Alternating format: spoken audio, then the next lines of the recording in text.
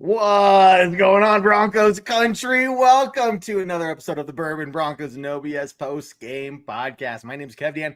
I got Scott the Flag Man here with me.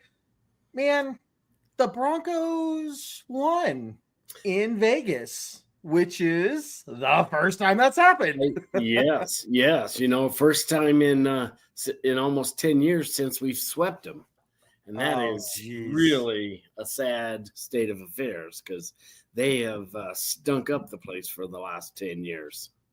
Man, I'll be honest. I was really, really sad. It kind of hit me in the heart a little bit when they were showing replays of when the Broncos last beat the Raiders in their stadium, which we know was the last game in Oakland. Yes. So we were, I think, the last team to win in Oakland before they shut that stadium down. And that seems like yesterday, but I saw the replay and I see number 88 Thomas running out there. And I'm like, oh, man, was it really that long ago? Man, do I miss that guy. And it's just like, man, 8 years, you don't realize until it's like, wow, there's the replay. That's what it was like the last time the Broncos had done this. So, and if you take into account what Sean Payton said after the game, you know, he said the team last year, the Broncos last year, would have lost this game because of the lack of grit and determination. Yep. I believe they would have figured out how to lose it. Yep. And, but this team, there's the grit and determination, man. It's definitely is coursing through their veins. And, you know, with every win, you know, they gain more confidence. And I was talking tonight. It's like, you know, we scored 29 points and people are pissed. You know, they're mad because we didn't do more. Yeah. I mean, I get that we scored more the first time we played them this year, but a win's a win. And we're going to talk about it, guys. We're going to break this game down. We're going to talk about the tale of two halves. But Scott, to be honest with you, is thinking about going into this game, we're at the point now where I think all we really have left to do is be picky. You know, like what consistent glaring problem do you see the Broncos having week to week to week that we just can't seem to overcome? Or maybe we get over it for a little bit and then it comes back and bites us in the butt. You know, there's maybe a few things, but I don't know if they're like major concerns that we've seen in the past. Yeah, you know, this running game's got to get better. It's got to get better. I mean, you got the guy that got the most touches with -2 yards. Man. And that's crazy. We got to figure that one out. Seems like every time we do bust a decent run, it's called back because we got somebody holding. And, you know, McGlinchey, holy moly, he was getting very, very bad first half for him. You know, and it's funny. We were talking, it's been about 4 weeks ago. I was talking about, you know, it's nice not worrying about special teams. But very nice. Yeah. But now the last 2 weeks, ever since we were talking about it being a strength, I mean, it's been a little dicey. Yes. Let's belt us out yesterday. I mean, he had 2 big time kicks that you know, we still probably would have won the game without him, but yeah, it's still when you're talking about Yep. the game time decisions and the way you're operating, you know, that's definitely going to have an impact of the flow in the game. I mean, if you're talking about it's a 1-score game with 3 minutes at the end versus a 2-score game, does Gardner Minshew get hurt?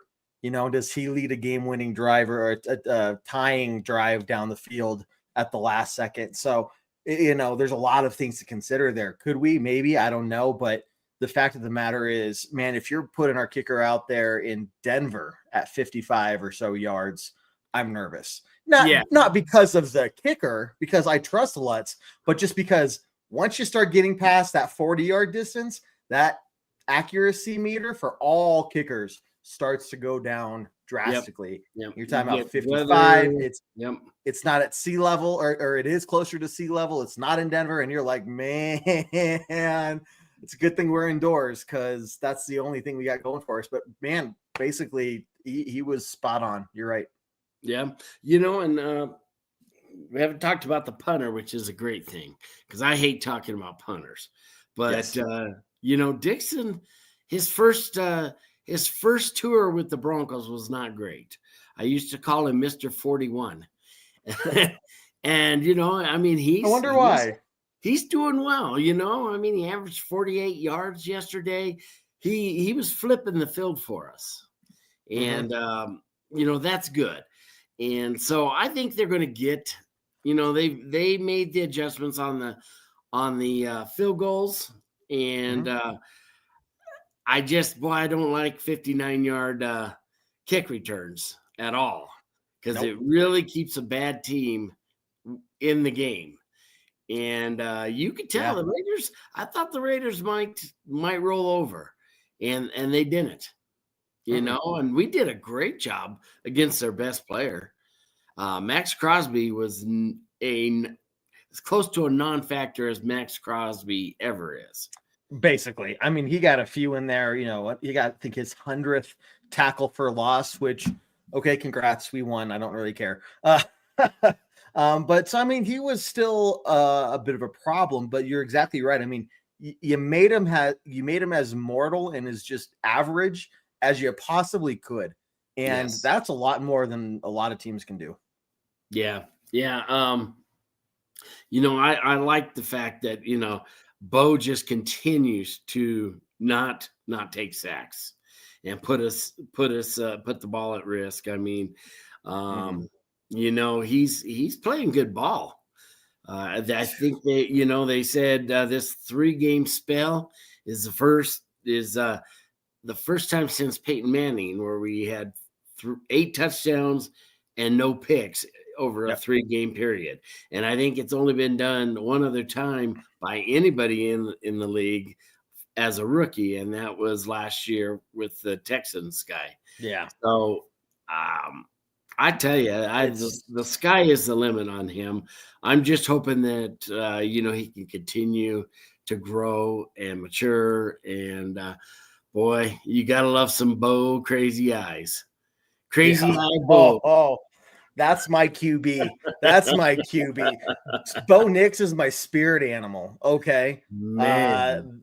I mean, if you look at it closely, and I realized the more you look at it, the funnier it gets, because if you look at it, there's just a twing of crazy in his eye. Like both are wide open, but this one just has a little crazy in it that says, I'm ready to snap.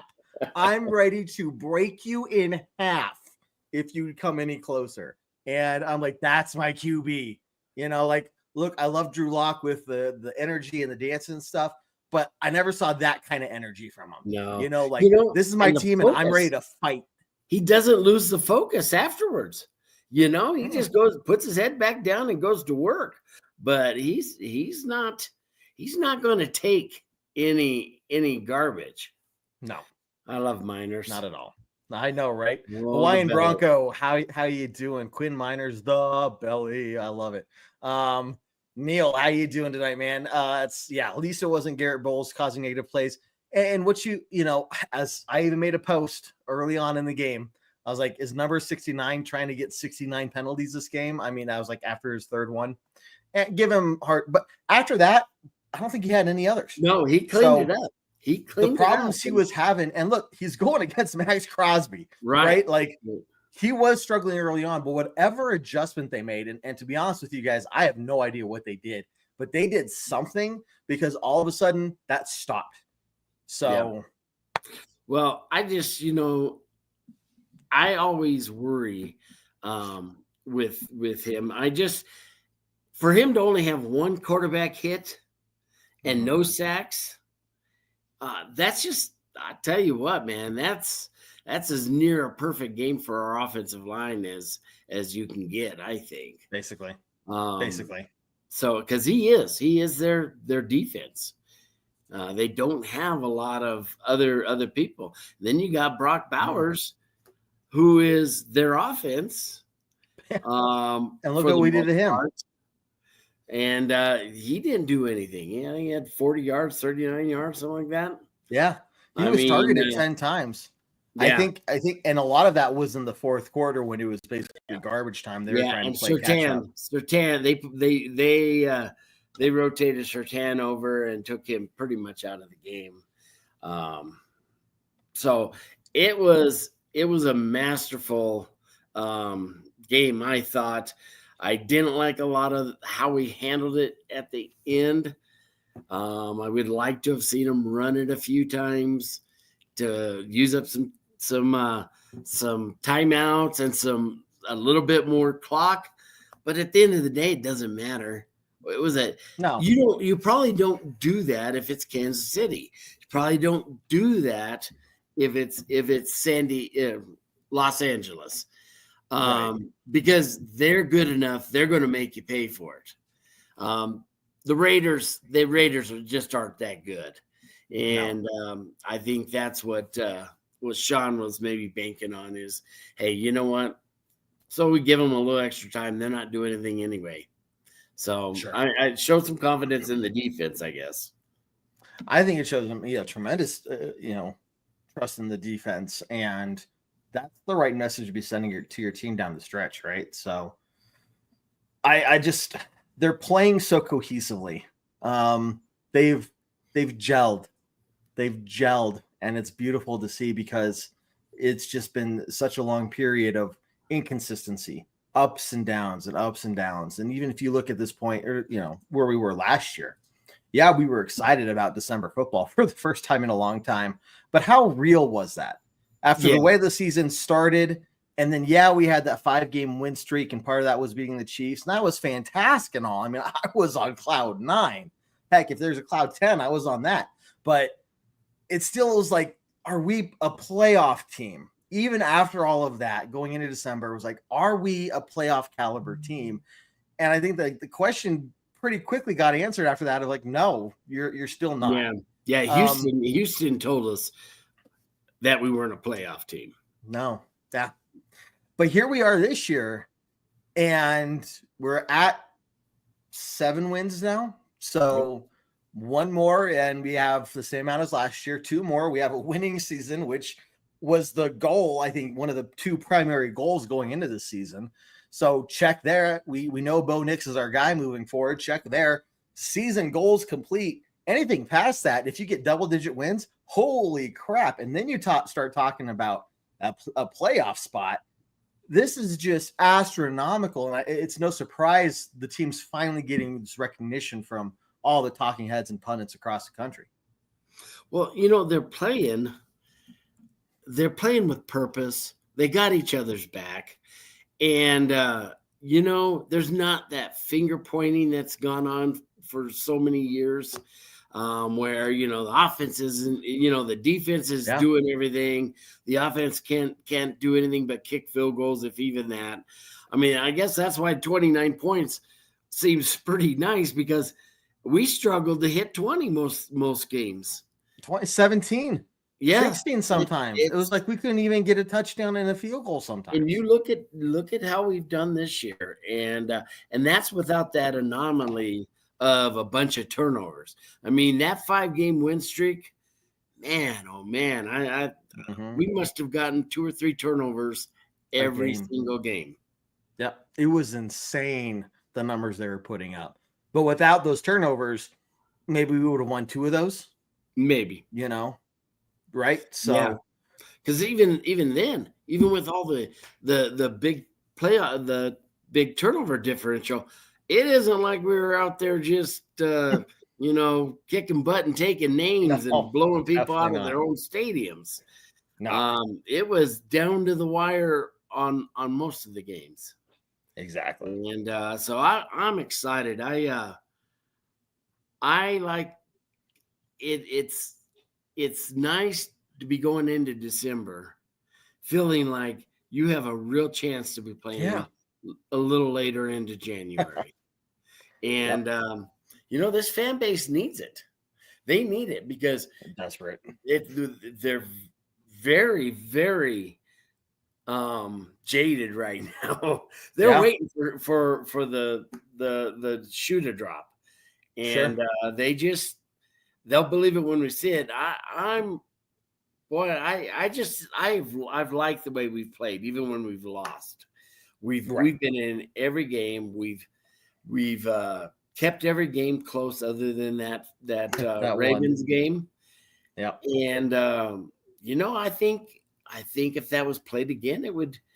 We might even win it if we play like we're doing now. Be careful what you wish for, Scott. I know. I'm just saying.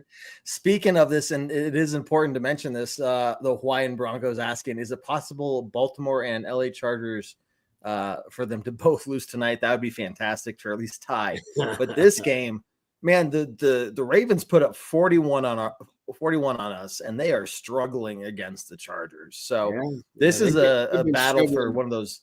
Yeah. I find it's weird to believe that team that just demolished us has actually lost 4 games.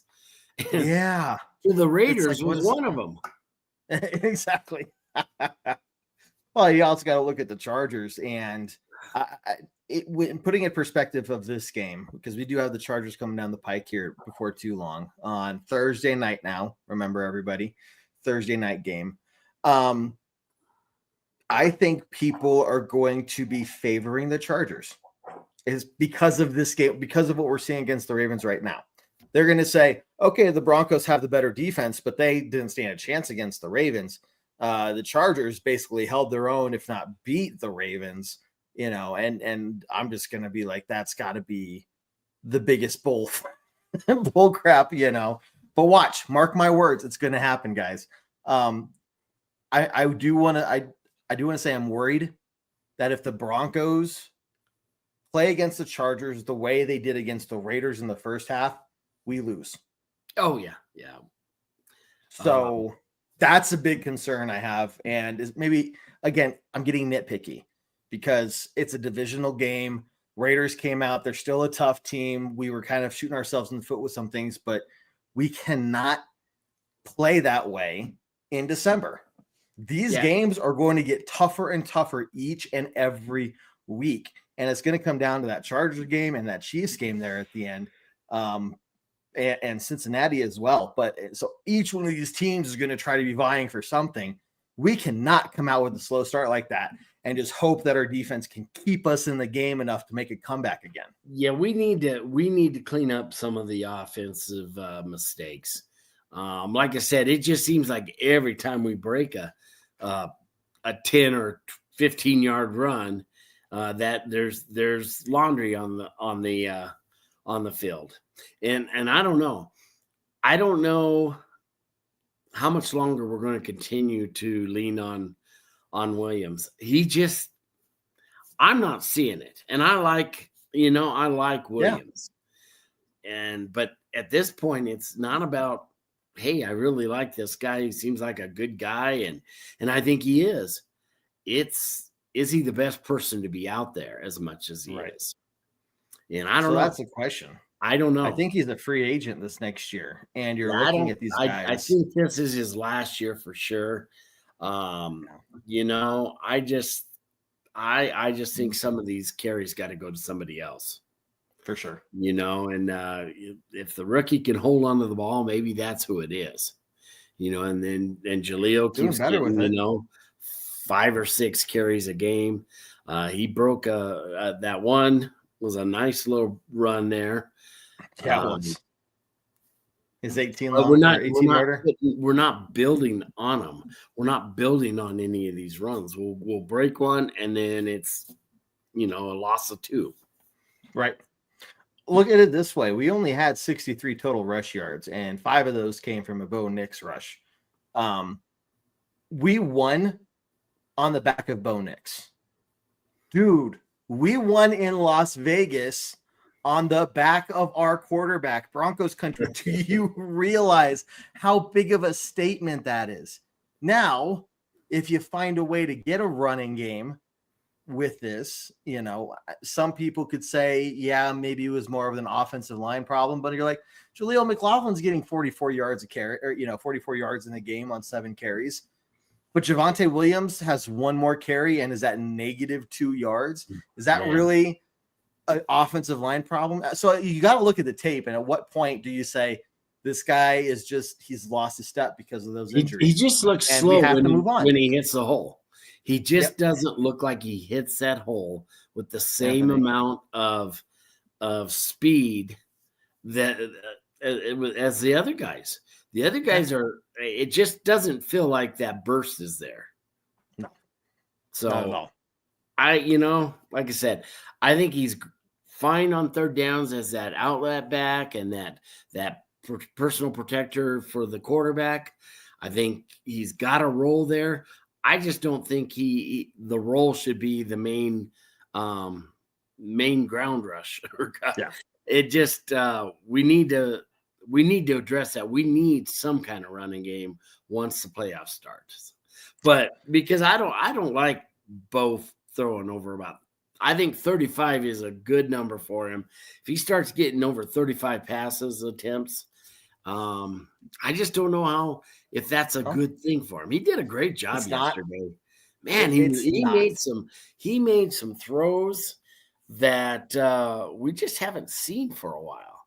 Rolling out and that rollout pass that he hit Cortland on. He threw that in the only place that it's going to get caught and be a touchdown. If it's too much in the inside, it's going to get knocked down because coverage was good. And if it's too much further out, it's not going to be completed. Yeah. And then that first touchdown pass, that was a dime, man. I mean, he just and Cortland did a great job going up for it and taking it. Cortland's back to that. Mm-hmm. Cortland. He's going to attack the ball. Mm-hmm. And I again, more Vele. He's our number 2. Yep. I expect Reynolds to come back. Breaking news. Well, not really. If you haven't heard yet, the Broncos did cut Greg Dulcich today. Oh, I didn't hear that. Writings. Okay. Yeah. So Greg Dulcich has been cut. I think the writing's kind of been on the wall for a while now. He's been a healthy scratch for so long after supposedly having so much promise. We did see, little bursts there in his rookie season, but just all those injuries, poor guy. But I think primarily we're looking at the Broncos making some sort of move, and you're looking at either reactivating Sanders or Reynolds. And I'm guessing they're probably going to bring back Reynolds, but at this point, man, Courtland Sutton's your number 1.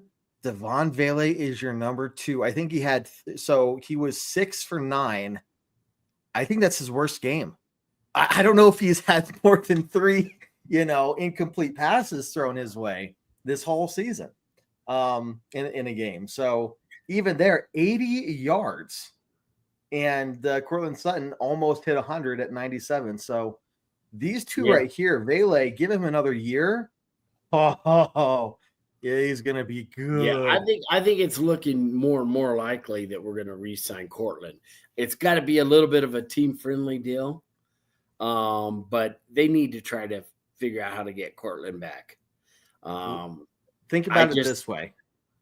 I'm not worried because Courtland Sutton has been with this team through how many quarterbacks, how many down periods, how many bad years, how many coaches, ownership changes. He's been through it all. And you're going to tell me that now that we found our guy and he's getting a ton of touchdowns in the last 3 weeks, he's 3rd in the league in receiving yards.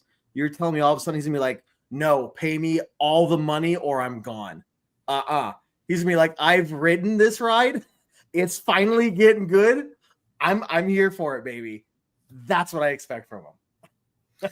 Yeah, I mean, and he had 10 targets and brought in 8 of them. So, it's the running backs is probably the biggest concern I have, that I think we've got to just continue to massage that and get it better. And because we're going to need it. We may not need it now, but in a couple weeks, as you get into December football, and that's the only thing that's going to get us into the playoffs and keep us in the playoffs for a little while is if we fix that. We got the defense. The defense, I'm not worried about the D. And I don't know. It looked like they amped it up right that fourth quarter. It's like they were like, okay, we're done playing with you all. Yeah. Now we're just gonna eat. And now we're angry. We're angry. Yeah, and it was just I was kind of like, where has this been the whole game? But staying healthy, gotta stay healthy. But those guys arrive at the quarterback with some bad intentions. Yeah, and now we're starting to see Ellis start to step up and get some more play time. So this is great. You're right. I would even go a step further and say when it comes to the passing game, I'm not concerned. Between Sutton and Vele, and then the way these other guys are catching passes. I mean, Mims, you still got him for the speed. We saw some plays with him in the backfield again this weekend. Yeah. So Broncos are kind of showing that that's a favorite of theirs.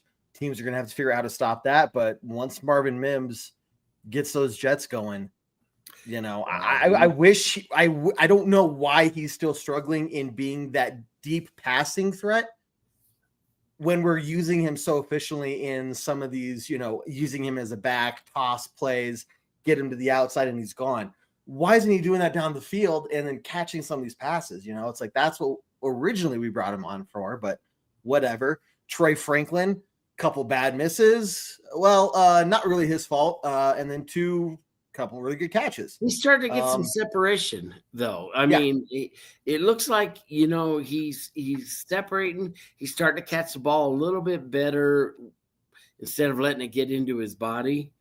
Because I think the two that he missed were bad throws. I know he had that one where he was open and Bo just didn't get enough on it. No, exactly. So I can't fault him for those, unlike other weeks where it's hit him in the hands and he dropped it. That wasn't the case this week. Man, you got to give it credit. I hate saying that. I'm not going to give him credit. You got to, I'm not going to say I'm impressed by the Raiders pass rush. I will say they used it effectively. I'm not going to give them any credit because they're the Raiders and I hate them and they're gross. Okay. But you got to admit, very first play of the game, man. I don't know if we were expecting that because it worked the very first play and they just kept it up. Yeah. Though, they only had 2 quarterback hits, 1 sack. Yep. I mean, it looked a lot worse.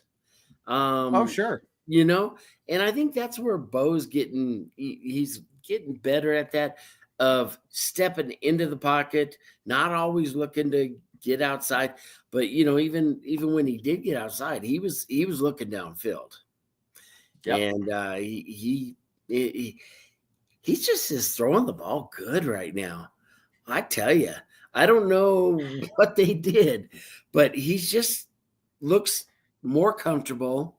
He looks more confident, and he's firing it. It's. I mean, he is maturing at a exponential rate.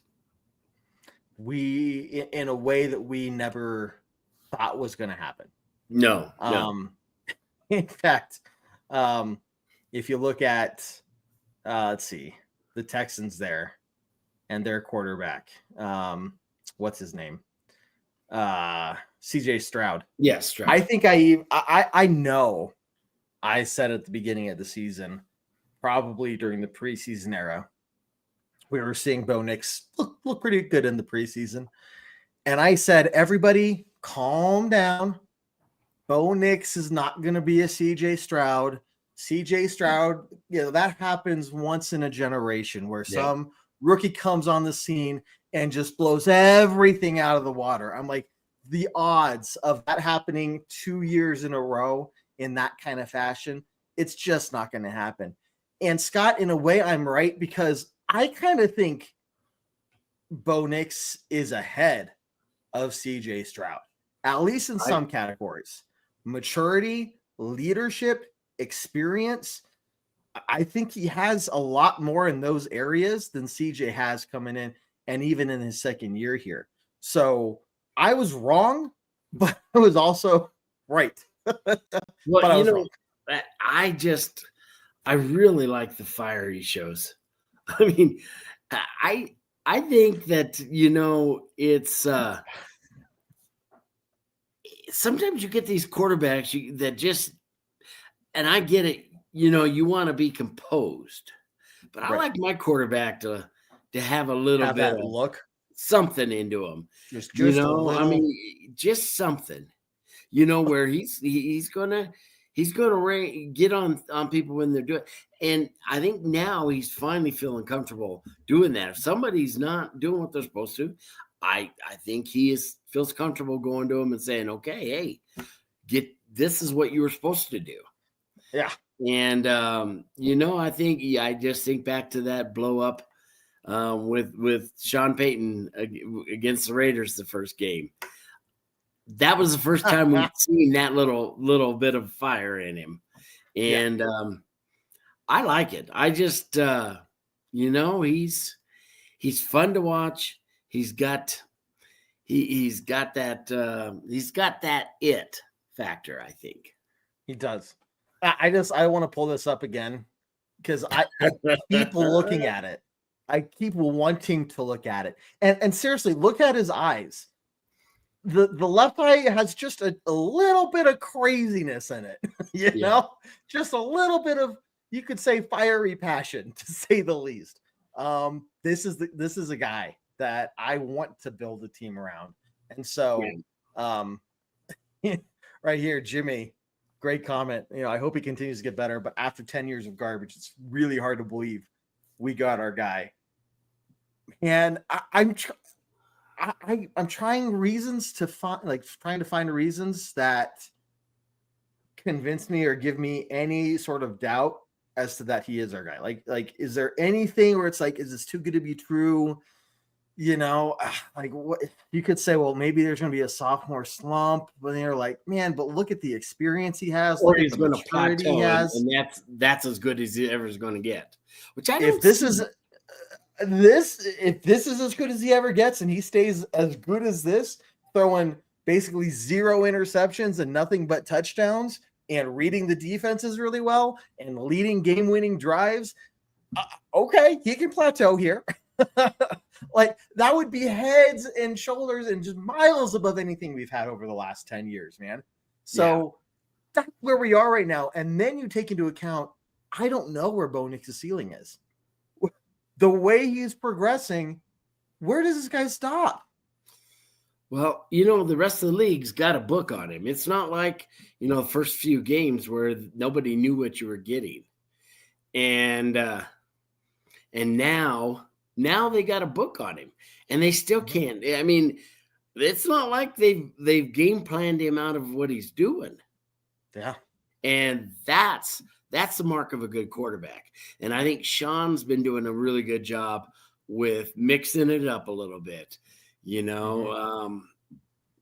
This week we're gonna feature this guy. Next week we'll feature that guy. We're gonna feature the tight ends this week. Right. You're just like, where have they been all season? The tight ends were on a milk carton again last week, but were they? I think they were keeping the tight ends in to help with the rush. I really do. I don't think they were sending them out into patterns. I think they were doing a little bit more max blocking and max protection type stuff. Yeah. So I believe that. Hey, Gary, which rookie record are you asking about exactly? We could probably find that pretty easily. Let's see. Ken, Bo has the important intangibles that can't be coached or tested at the combine.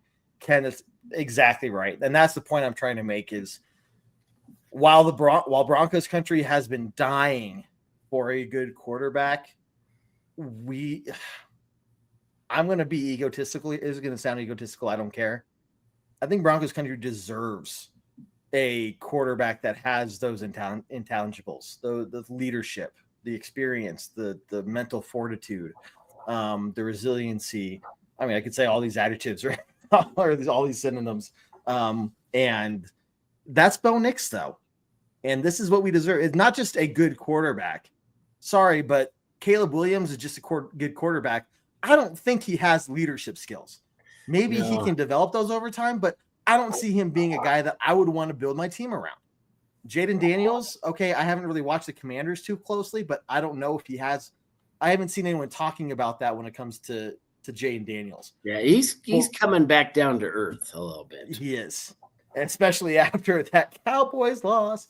Yes.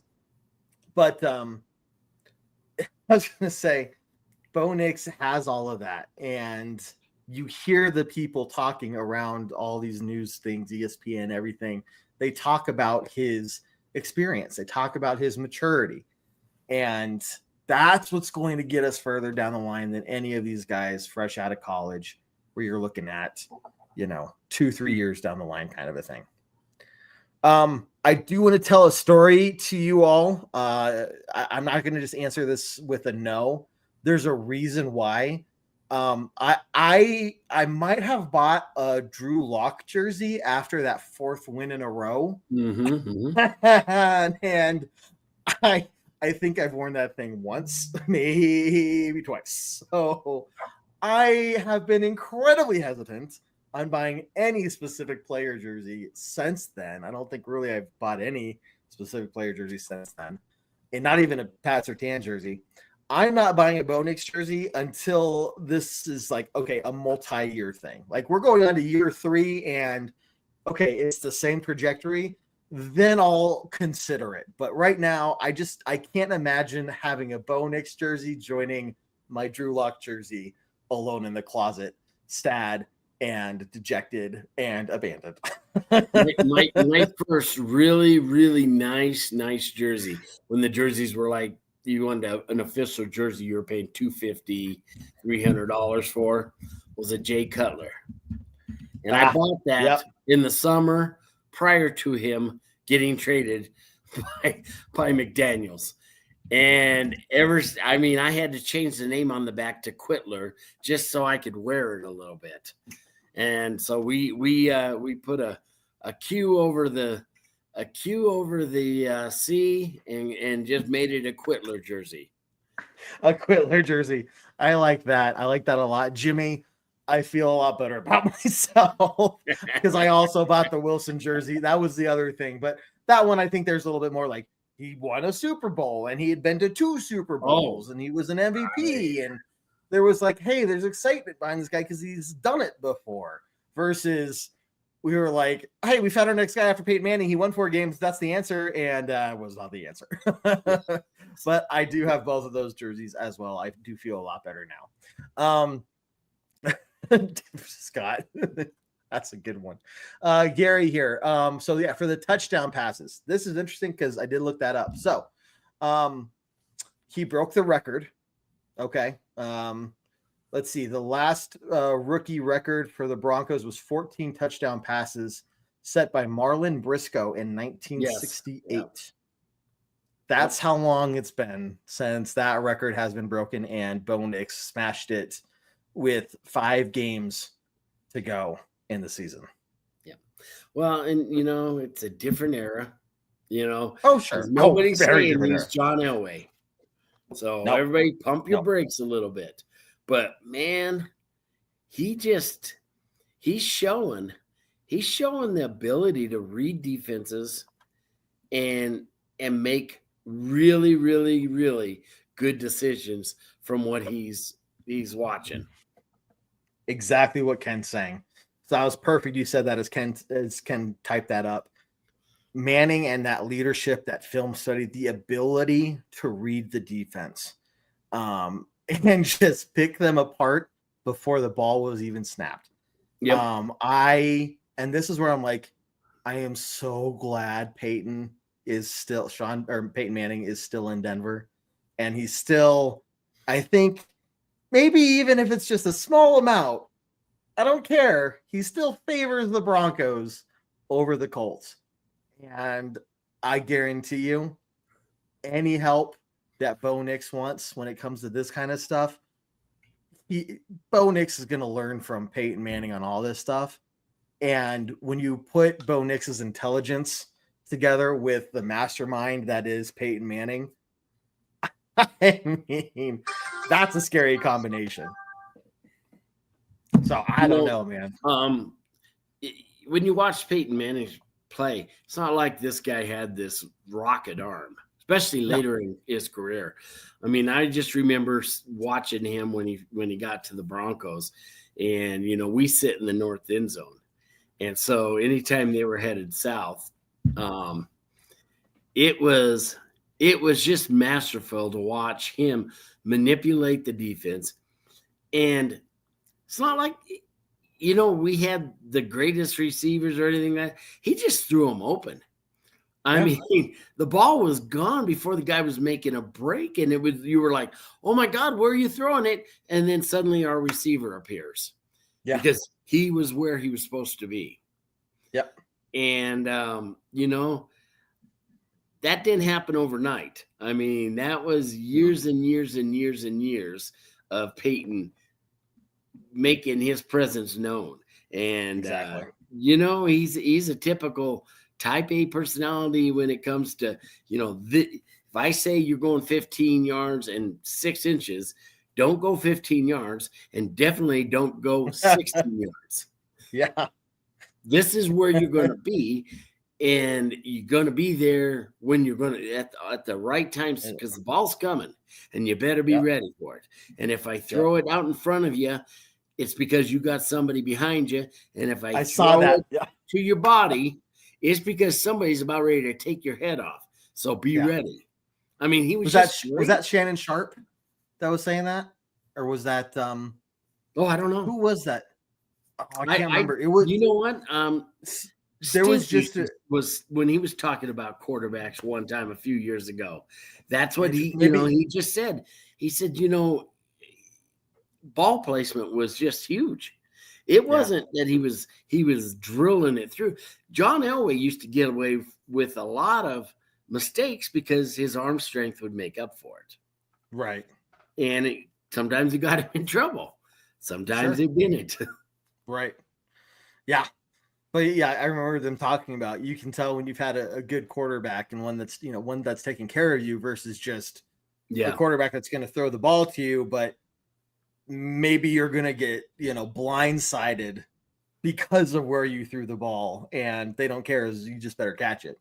Philip Lindsay was talking about getting blown up by, who's the guy from that we got from the Houston, because Teddy, I think it was Teddy Bridgewater, threw him right into it, and he just got annihilated.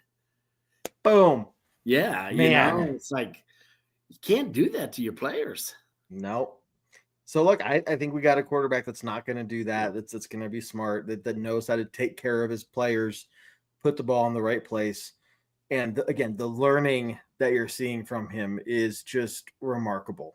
You remember games early in the season where there was a lot of pass rush coming his way, a lot of pressure. He was just happy dancing, happy feet, wasn't planting his feet. Things were messy, blah, blah, blah, blah, blah, blah, blah.